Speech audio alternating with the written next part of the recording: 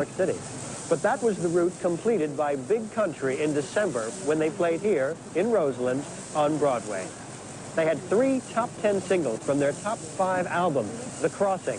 And in America, that title proved to be an omen, as they had a top 20 album and single first time around, a very rare achievement for a new group, and one that lead singer and songwriter Stuart Adamson's earlier group, The Skids, didn't have. Most of their releases didn't even come out in the United States. Big Country is a very ambitious name, suggesting some sort of vision. Did you have an idea in your head of what you wanted to achieve? I had an idea of the songs made, but I think when Bruce and I first started working together, we knew the sort of things that we wanted to do. But we knew it had to be the right bunch of people we got together, and it took us about a year to finally get together with Mark and Tony. Because the first lot really didn't work out? No, it didn't work out at all. It was a blow-up sound. Bruce, how did you come to meet Stuart? I've known Stuart since, like, he was in the Skids. Like, my old group used to play local places in Scotland, and when the Skids came back up to Scotland, we used to support them, like Dunfermline, Edinburgh, places like that, just open up for them. You actually had this astonishing story, which is in fact true, that you were washing down nuclear submarines and one day had radioactive shoes? Yes, that's true. I was working in the dockyard for about 4 years. Like, I used to work in the sewage tanks of submarines, like putting in ballast, you know, so the submarine doesn't tilt. And one day I went to this disco, and like I didn't have time to go and get changed. So like I went to this disco and I was standing under the lights. Next minute I looked down, the boots were glowing green. So that was it. Took my notice in the next day. That's why his hair sticks up. That's how you're going to get a clout.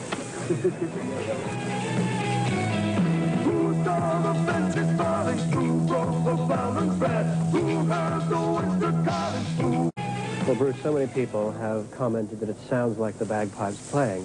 How do you get that sound from the guitar? Bad playing. No, it's just the way that both guitars like play across each other and the effects we use. Actually, we were up in Canada doing a gig and they had a piper outside. So like Stuart taught me how to play Fields of Fire on the bagpipes, and it sounded nothing at all like our guitar playing. It's completely different. Stuart, why did it not work out with Chris Thomas? You did the first single, Harvest Home. I think Chris really wasn't on the same wavelength as the group was. I mean, I had a very defined idea about how the group should sound, and I think with Chris the sound was a bit soft, a bit too... He made it sound like, tried to make it sound like other people, so it would be successful rather than actually bring out what was best about the music and best about the group, I think. We got on very well, well at least what I did, and I thought he was a really nice bloke. But I think what's better with Steve for us, Steve Lillywhite, like that, is that he seems to, I don't think he has like one set production style. I think he seems to get more into the spirit of what the group is doing, that he's working with, and bring out the best in them and make them be creative rather than him like putting his stamp of authority on it, as it were. Well, certainly with Steve Lillywhite, you had a limited number of days to work, and you came up straight away with Fields of Fire, didn't you? Yeah, that's right. I think the song itself was only written about a week before we recorded it.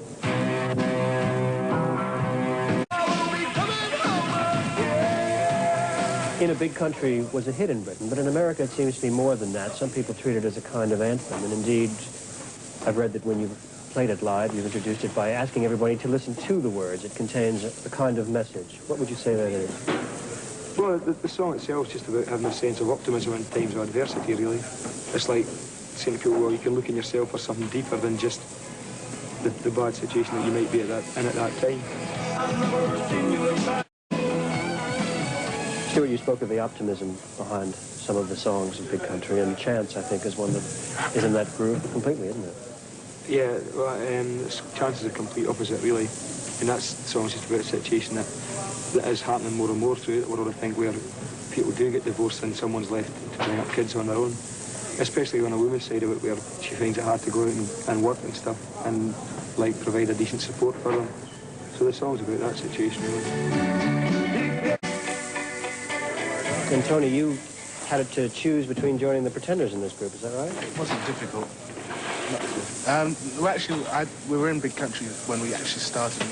The day we started recording the first single, Chris Thomas asked me to help the Pretenders out because they just sacked Pete Farndon.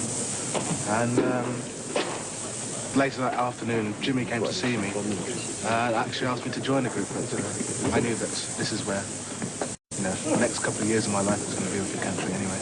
Well, that showed an extraordinary faith. What was No, it? it's just the fact it'd been like sort of taking an early pension going with the Pretenders. You know, a couple of tours of America, a few more albums, and then that's money in the bank. I'm not really in business just for money. Obviously, it helps, but it's the challenge and the adventure of Big Country that excites me the most. Some of the songs on the album, The Crossing, relate to rather desperate situations. A lost expedition, for example, or a doomed ship. Does this kind of tale intrigue you? I think the songs that you really, what I do is I'm writing about a specific situation or an emotion or whatever, and instead of just writing it down in plain black and white, try and draw out a stream of images or actually tell a story that will describe that thing rather than just have it over and done with within 3 lines. Well, you've got a new one now, Wonderland? Yeah.